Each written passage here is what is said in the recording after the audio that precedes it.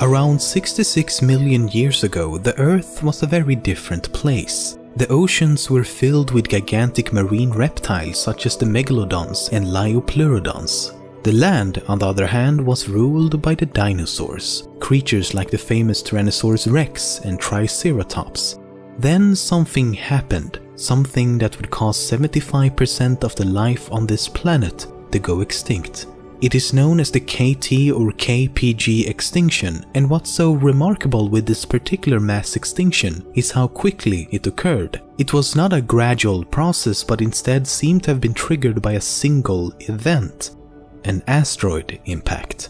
The asteroid created a crater over 180 kilometers wide and 20 kilometers deep, located here at the edge of the Gulf of Mexico. And while this asteroid meant the end for much of the life here on Earth, it could possibly have meant the beginning for new life elsewhere in the universe. Simulations of the impact shows that vast quantities of large chunks of Earth was launched into space at incredible speeds. Many of these pieces had the capacity to shelter tiny living organisms for millions of years in the cold darkness of space. Simulations also show that some of them had the potential to collide with other bodies like Mars and even as far out as the moon of Jupiter, Europa.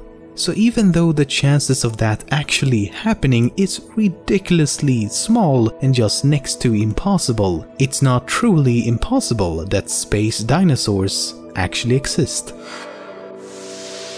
While it's often said that dinosaurs went extinct around 66 million years ago, it's not really true. What really happened is that all non-avian dinosaurs went extinct, meaning that taxonomically modern-day birds like a chicken, for example, are dinosaurs just as much as the T-Rex was. In fact, the relation between birds and dinosaurs are much stronger than we once thought. If you examine the embryo of a chicken and how its bones and body develop, you'll find a very close resemblance to many long-extinct dinosaurs. Chickens and many other birds still have characteristics like a long tail, hands, claws, and even teeth. It's just that it's hidden within their genetic coding and never actually develop. However, scientists are working on sort of reactivating these genes, which could mean that in the not so distant future we'll see something like a Chickensaurus. Many dinosaurs and bird fossils have been found in what's become known as the death pose. The pose consists of their neck being dramatically bent backwards, their tail extended and mouth wide open. Why and how this occurs has been the subject for debate for many decades now. For the longest time, experts believed that the animals simply could bend this way in real life. But that seems unlikely, and it's more reasonably caused by something after death. The most likely theory is that the ligaments in their bodies shrink once they start to decompose, and thus the death pose is formed. The group of dinosaurs known as titanosaurs were, as the name implies, some of the largest dinosaurs we've ever discovered. In fact, they are probably the largest terrestrial animals to have ever existed on Earth. Quite literally titans. Some of the largest in this group doesn't even have official names yet and could grow to become 40 meters long and 20 meters tall. Their necks being so elongated that if they held it up too high for too long, they could pass out as their hearts struggled to pump blood all the way up to their brain. The most astounding fact is that they could have weighed anywhere from 70 to 100 tons. That's roughly 15 of the heaviest elephants you can find squeezed into one single beast of an animal.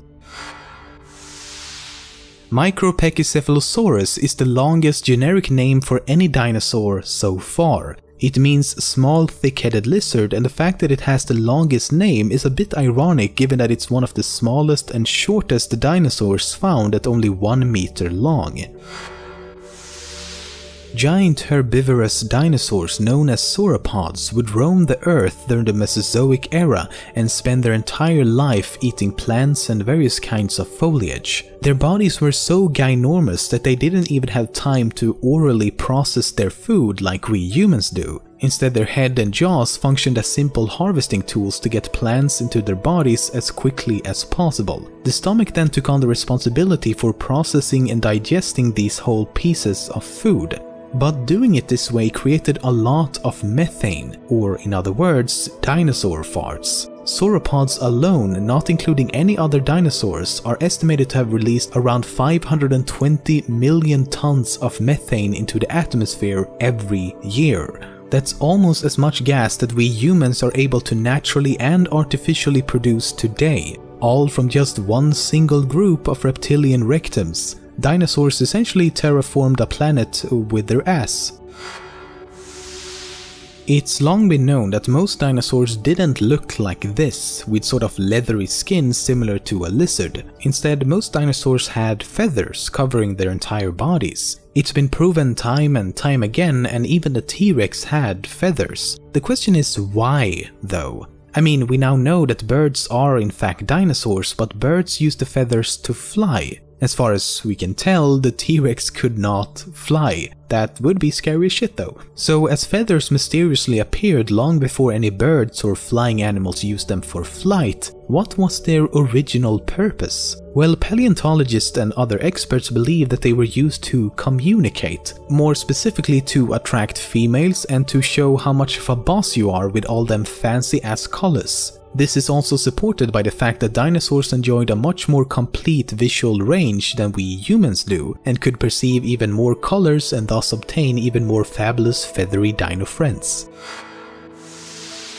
The Stegosaurus is known for its weird looking plates on its back. And experts agree, it is weird as we can't seem to figure out what purpose they served. One fascinating theory is that the Stegosaurus could control its body temperature by regulating blood flow through them.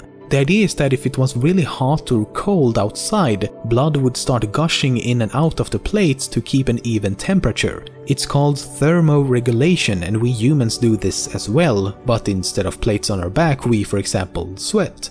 Plates would be pretty cool though.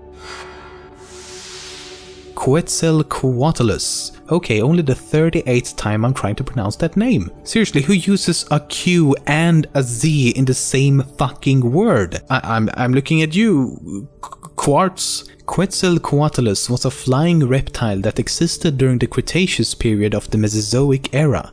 It is the, without question, largest flying animal to have ever lived. They had a wingspan of up to 12 meters and weighed between 200 and 250 kilos. It would be like seeing a lightweight, living, breathing fighter jet flying around. Throughout this episode, you might have noticed me using the word reptiles and dinosaurs in different situations. The reason is that while animals like these and these are often referred to as dinosaurs, they are technically not. The definition of what is and isn't a dinosaur is a bit complicated and usually involves various anatomical differences. What you need to know is that around 252 million years ago there was an extinction event called the Great Dying. This event killed almost everything. It is the most severe of all the major mass extinctions, killing up to 96% of all species on the planet. This event marked the beginning of the Mesozoic era. It would last until the next extinction event that occurred around 66 million years ago when an asteroid wiped out the dinosaurs. This marked the end of the Mesozoic era. Almost every egg-laying, land-dwelling, reptilian creature that existed during this period is a dinosaur with a few exceptions. This means that sea creatures and flying animals from the Mesozoic era are not dinosaurs but instead regarded as marine and flying reptiles. However, what they all have in common is that they are all descendants of archosaurs.